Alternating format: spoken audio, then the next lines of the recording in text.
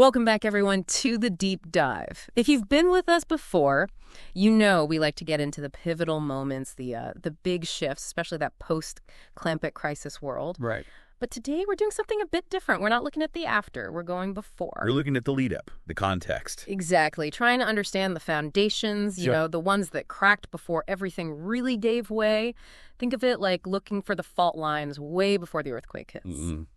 And our guide for this is one specific text, Last Days of Unity. That's the one. It's written by a political analyst, someone who was right there, watching the U.S. slowly fracture in those years just before the crisis. Yeah, it offers this really insightful and honestly kind of chilling perspective now, doesn't it? It really does.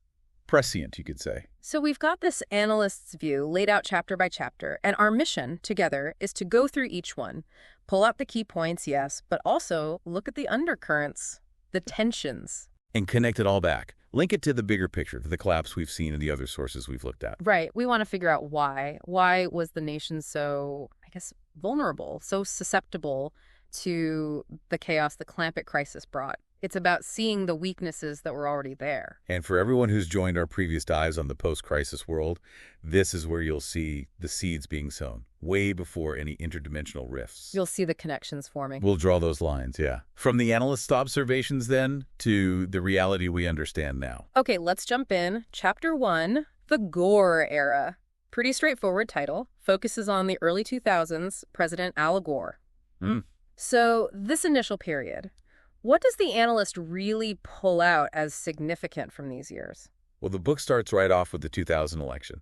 How incredibly close it was, how contentious. Razor thin, yeah, I remember that. And the point isn't just the politics of it. The analyst says this closeness, it really exposed a deep fundamental split.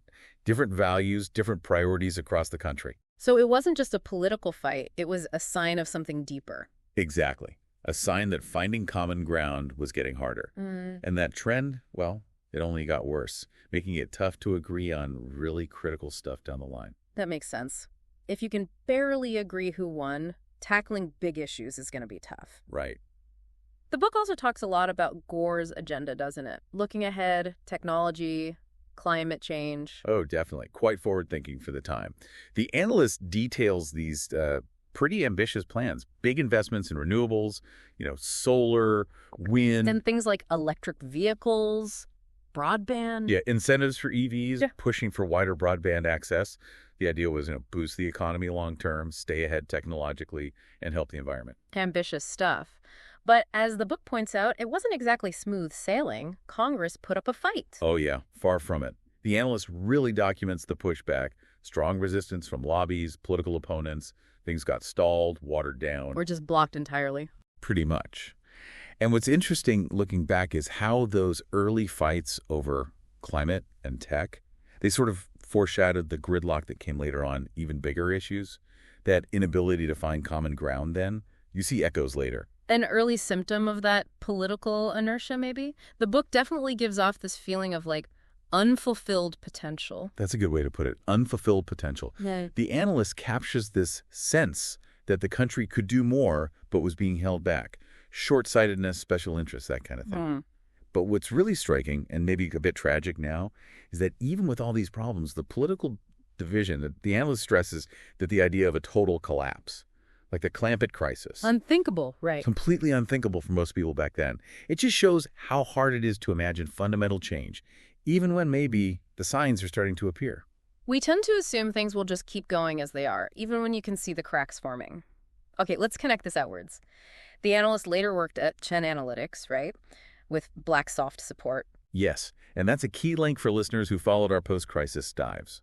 It shows that good political analysis, still incredibly relevant even after everything fell apart. Blacksoft saw the value in it. Damien Blacksoft. They knew understanding the shifts was vital. And this analyst's early work from the Gore era, it gave them a lens to see the post-crisis world. It suggests this continuity of expertise, trying to make sense of it all, based on understanding what came before. And what about those external pressures mentioned? The Hashemite Empire, oil. Right, that adds another layer. Domestic versus foreign policy. The analyst talks about pressure on Gore to be more confrontational towards the Hashemite Empire. Because of oil reserves. Mainly, yeah. Mm-hmm. Seen as vital for the U.S. economy. But Gore, he preferred diplomacy. He saw the risks, the strength of the Hashemite state, the potential costs of a major conflict there. So he resisted the push for military action. He did. And that preference for diplomacy then, it kind of contrasts with maybe some later, more reactive foreign policy choices we might have touched on elsewhere. Interesting. A desire to de-escalate during a tense time. The chapter also mentions Barack Obama emerging then. It does. And the analyst points out how Obama really captured people's imagination. That message of unity, hope. It resonated. A different kind of message. Yeah, and the book sort of subtly suggests that Obama's rise, his vision, might have unintentionally highlighted the limits, maybe the frustrations with the way things were under Gore. Added another dynamic, maybe showed a public desire for a shift. Okay, so a divided nation, internal challenges, tricky foreign policy, a rising star promising change. That sets things up nicely for Chapter 2, the Romney era. Mm-hmm. This chapter covers the 2008 election, Mitt Romney's presidency. What's the key takeaway here regarding, the path towards fragmentation? Well, first it hits on the 2008 election again. Really competitive. Obamacare lost to Romney Huckabee. And the reasons cited. The analyst points to concerns about Obama's experience. That narrative about being ready for the top job. It worked for a lot of voters. But then the book takes this interesting turn. To Deseret. Exactly. To the quiet but really significant transformation happening in Deseret. Right. Remind us about that transformation. What were the key elements? Starting way back in the 80s, the book says, Deseret consciously strengthened its regional identity. Not just culture, but rooted in their unique history. The Latter-day Saints' heritage. That, Brigham Young's mystical side, even those older Vermont Druidic origins they trace back. It's a unique mix. A very distinct blend. And it created this powerful sense of being different. And that internal unity started translating into political power. So while the rest of the U.S. might have been fracturing along party lines, Deseret was consolidating. In a way, yes, building its own cohesion. And the political result. More influence. Definitely. Their voting bloc got more unified, strategic. The reps in D.C. pushed harder for Deseret-specific interests. Plus, the book mentions this growing focus on economic self-reliance within Deseret. Which helped them grow stronger regionally. Right. Gave them more clout, more independence. So you have this region acting more and more like its own entity inside this weakening union. How did Romney's presidency fit into that? Well, the analyst argues Romney, once elected, really focused on advancing Latter-day Saint interests. Domestically, internationally. Which would play well in Deseret, presumably. Absolutely. Yeah. Boosted his support there. Yeah. But outside Deseret, it caused problems, growing suspicion, unease, accusations of favoritism. It just poured fuel on the fire of national tensions, made things feel unbalanced. Yeah, you can see how that would happen. If one group feels the president is only looking out for another group, it breeds resentment. Exactly. And then comes this really pivotal moment the book describes. The assassination. Of LDS Church President Oaks. Yes, in 2011. A huge shock. And Romney's response, postponing the next presidential election, all the way to 2016. Wow. That's unprecedented. Highly controversial. It sparked outrage, people screaming about authoritarianism. It felt like an attack on democracy itself. Delaying an election by 5 years, that would absolutely cause a crisis of confidence. The analyst sees this as a major turning point, right? Fundamentally, the analyst basically says this is the beginning of the end, the definitive unraveling of a truly unified USA. The point of no return? Perhaps. Regions like Deseret saw this power play, saw the national division it caused, and started thinking much more seriously about their own autonomy. The federal government looked unreliable, maybe even hostile. That idea of a single nation bound by shared rules, it was falling apart fast. So the seeds of fragmentation weren't just sown, they were actively being watered during this time. Okay, connecting this out again. Layman Cottrell, the Provo Legion, the book mentions them. It does, and that's a direct link to the post-crisis world we know. While Last Days of Unity doesn't go deep into it, we know from other sources, like the record of the Clampett War, about Cottrell leading the Provo Legion. Deseret's a military force. Right. Well-organized, effective, crucial during the Clampett crisis. And Cottrell was a key voice arguing for Deseret to stay within the Western state structure afterwards. That early military capacity, huge implications later. So Deseret's identity plus its own army becomes critical post-crisis. The book also hints at this feeling in Deseret later, that the Provo Legion was maybe underappreciated. That's right. The analyst doesn't dwell on it, but it's a theme elsewhere. They played a huge role, made sacrifices, but felt they didn't get the recognition. Which could cause friction later on. Likely did. Contributed to tensions within the new Western states. Shows how even facing a common enemy, old resentments, feelings of being overlooked, they stick around. Okay. So we've gone from Gore's divided nation through Deseret's rise and Romney's turbulent term. Chapter 3, 2016. The delayed election finally happens. What's the state of the nation by this point, according to the analyst? It's under enormous strain. Romney, despite delaying the election, is now facing intense pressure to hold it. From beltway figures, the analyst calls them. The D.C. establishment. Lobbyists, politicians. Right. They saw the damage the delay was doing, the instability, the loss of legitimacy internationally. The whole system felt shaky. And Romney eventually agreed, but didn't run again. Yeah, he agreed to the election, but said he wasn't seeking re-election, which, maybe was meant to calm things down, but it also just highlighted the chaos of the past few years, left a big power vacuum. And during this time, the analyst really emphasizes these powerful regional blocs emerging because the federal government was seen as neglectful. Basically, yeah, ineffective. So regions started taking matters into their own hands. The book points to the Colorado Expanse. With the Colorado Legion in Cheyenne Mountain. Exactly. Well-equipped, locally supported, became the main authority there because the feds weren't providing security or support. Then you have the Midwest. Chicago, Fort Pontchartrain. Increasingly self-sufficient, big industrial base, America's breadbasket, functioning like its own economic zone. And the South. Deeply fractured.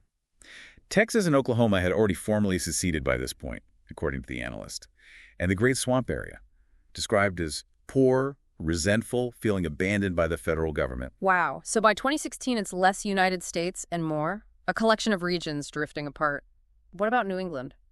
The Republic of New England, still independent, never rejoined the Union, fiercely committed to its own ways, its own sovereignty. Just another sign of how fragmented the continent had become. Truly sounds like the name didn't match the reality anymore. Okay, connections. Fort Pontchartrain, we've heard that name pop up post-crisis. We have. And later sources consistently finger Fort Pontchartrain as, the biggest, most important city in the western states, even talked about as a possible capital. So its future importance was already visible back then. Seems like it. The seeds were there during this time of federal decline. And the Great Swamp? Poverty, resentment. That rings bells too, doesn't it? Thinking about later events. Absolutely. The analyst's picture of the Great Swamp in 2016. It feels like a direct foreshadowing. That deep resentment, the economic hardship, it created fertile ground for radical groups. Like the Ozark Ascension. Exactly. Right. The conditions for that kind of future conflict were definitely brewing in those areas that felt left behind. So these regional fault lines weren't just cracks, they were becoming canyons, setting the stage. Which brings us to Chapter 4, Bashir. Andy Bashir's presidency, 2016 to 2024.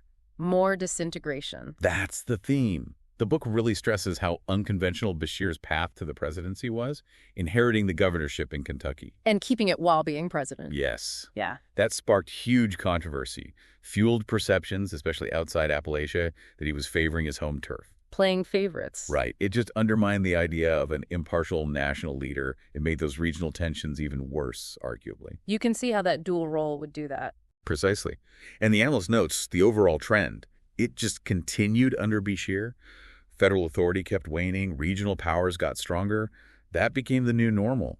The central government just couldn't really project power effectively anymore. But he did try to kind of bridge the gaps sometimes. The book mentions him going to Zalman Crane's funeral. It does highlight gestures like that. Crane was this huge figure in the Pacific Northwest, right? Very influential. So Bashir attending the funeral was like acknowledging regional power. Sort of. An attempt to engage, show respect. Almost like the federal government was negotiating with equals now, not commanding. It shows how much the power balance had shifted. And Bashir was also looking outwards, beyond the U.S. borders. That's a key point the analyst makes. Bashir saw the writing on the wall, maybe? The federal government weakening, fragmentation looking likely. So he started building ties elsewhere. Yeah. Focused on diplomatic links with the Republic of New England, with Quebec, with Canada. These relationships seemed vital for the individual regions as the center crumbled. Like setting up backup plans almost. Preparing for a future where the U.S. might not be the defining entity. What's the analyst's final take on Bashir's time in office? Well, initially there was maybe some hope. because he was younger, seemed energetic? A fresh face. Maybe.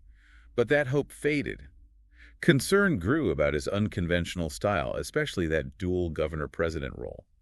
In the end, the analyst sees Bashir's presidency not as a solution, but as a symptom. A symptom of the disintegration itself. Exactly.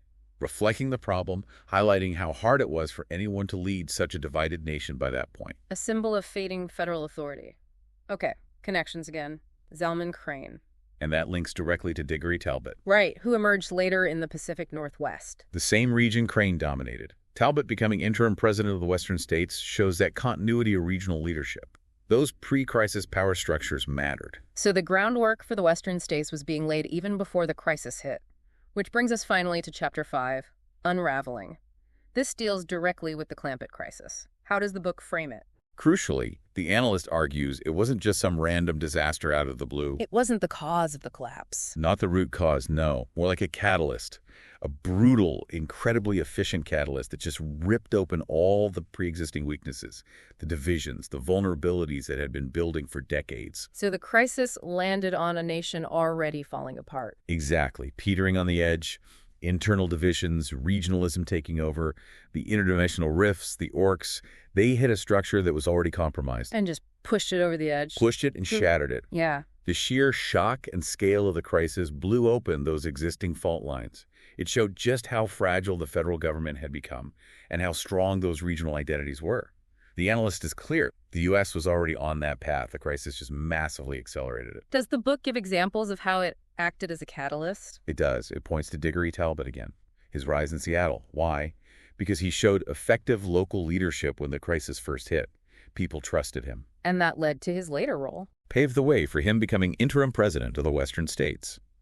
Shows how local responses shaped the whole post-crisis landscape.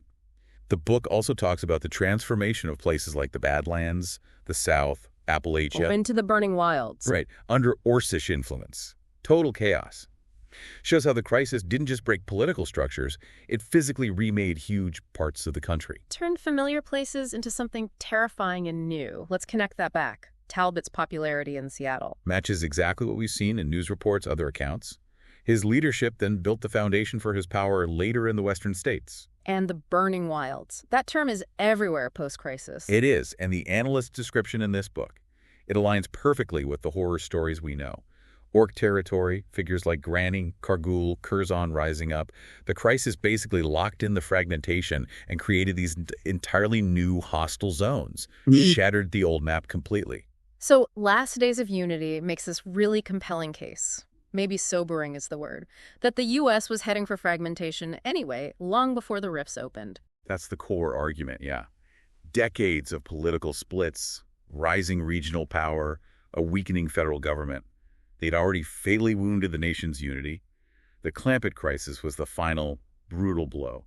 It exposed everything and accelerated the end result, the reshaped continent we know now. And for everyone listening who's followed our dives into that post-Clampett world, understanding these last days, as the book calls them, it's absolutely crucial context, isn't it? Couldn't agree more. Yeah. It explains why things happened the way they did. This wasn't sudden, it wasn't inexplicable, it was the end result of long-term trends. It wasn't a black swan event, like you said earlier. It was a cracked vase finally shattering. Exactly. This book is just invaluable for understanding the why behind the what of the Clampett crisis and everything that followed. It really is, and it leaves you thinking, doesn't it? Looking back through this analyst's eyes, could it have been stopped? Was the division just too strong by then? A tough question. It makes you look around now, at the less dramatic maybe, but still present signs of instability today.